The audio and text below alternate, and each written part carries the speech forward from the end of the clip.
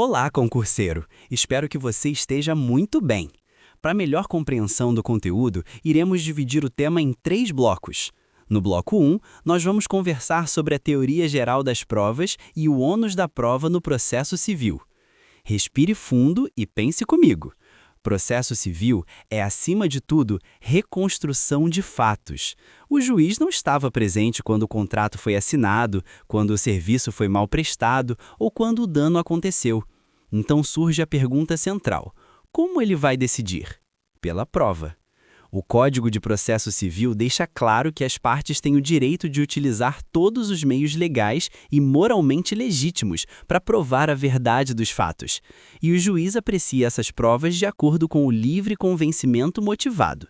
Isso significa liberdade para analisar, mas com obrigação de fundamentar. Ele precisa explicar por que aquela prova foi convincente. Agora imagine uma situação comum. Você empresta dinheiro a um conhecido e depois ele não paga. Se você ajuiza uma ação, basta afirmar que emprestou? Não. É preciso provar.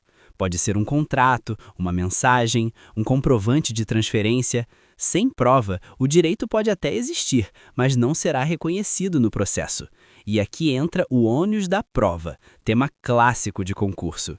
A regra do artigo 373 é direta. Ao autor, cabe provar o fato constitutivo do seu direito.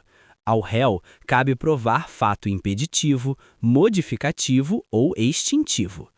Traduzindo para a prática, quem diz que tem direito, precisa demonstrar.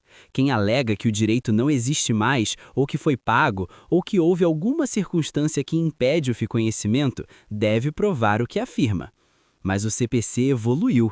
Ele permite a distribuição dinâmica do ônus da prova. Em determinadas situações, o juiz pode redistribuir esse encargo, quando uma parte tem dificuldade excessiva de produzir a prova e a outra tem maior facilidade. Isso é decidido antes da sentença, com um contraditório. Perceba como o processo não é um jogo de surpresas. Ele busca equilíbrio e cooperação. No próximo bloco, vamos aprofundar a prova documental, que muitas vezes é a base de toda a discussão judicial. Bloco 2. Agora vamos conversar sobre a prova documental, talvez a mais comum no processo civil. Documento é todo meio material capaz de representar um fato. Pode ser um contrato, um recibo, uma escritura, um e-mail, uma conversa registrada, uma fotografia. O importante é que seja lícito. Em regra, o autor deve juntar os documentos já com a petição inicial, o réu com a contestação. Isso exige estratégia. Já pensou entrar com uma ação baseada em contrato e esquecer de anexar o contrato? O processo exige organização. Existe, porém, a possibilidade de juntada posterior de documento novo. Por exemplo, um fato ocorrido depois do ajuizamento da ação, ou um documento que a parte não tinha acesso antes. Outro ponto importante para concurso é a força probatória. O documento público faz prova da sua formação e dos fatos que o agente público declara que ocorreram em sua presença. Já o documento particular, quando assinado, presume-se verdadeiro em relação ao signatário, salvo prova em contrário. Imagine uma ação de cobrança baseada em contrato assinado pelas partes. Esse documento já cria uma presunção relevante. A parte contrária pode impugnar? Pode. Pode alegar falsidade? Pode. E o CPC prevê procedimento específico para isso. Perceba como, na prática, muitos processos se resolvem com base em papel, registros digitais, e a prova documental costuma ser o ponto de partida da convicção do juiz. Mas nem tudo pode ser provado por documento, e é aí que entram a prova testemunhal e a prova pericial.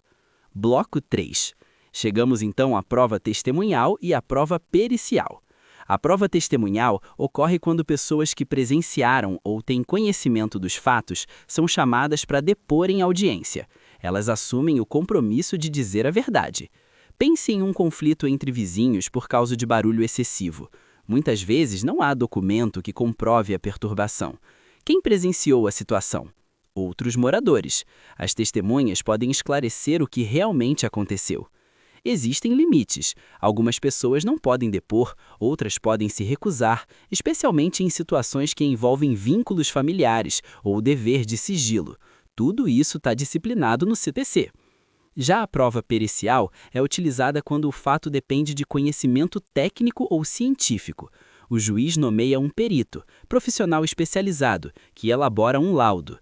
As partes podem apresentar quesitos e indicar assistentes técnicos. Imagine uma ação por erro médico. O juiz não tem formação em medicina. Como avaliar se houve falha no procedimento? Por meio da perícia. Ou pense em uma discussão sobre cálculo de juros complexos em contrato bancário. A perícia contábil será fundamental. O laudo não vincula automaticamente o juiz, mas tem grande peso na decisão.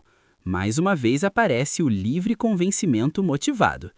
Observe como cada prova cumpre uma função. Documento registra, testemunha relata, perito analisa tecnicamente. E o ônus da prova define quem deve trazer cada elemento ao processo. Dominar esse tema é essencial para concurso, porque ele aparece tanto na parte teórica quanto na prática processual. Aqui terminamos mais um bloco. Até o próximo. Se gostou, inscreva-se, curta o vídeo e ative o sininho.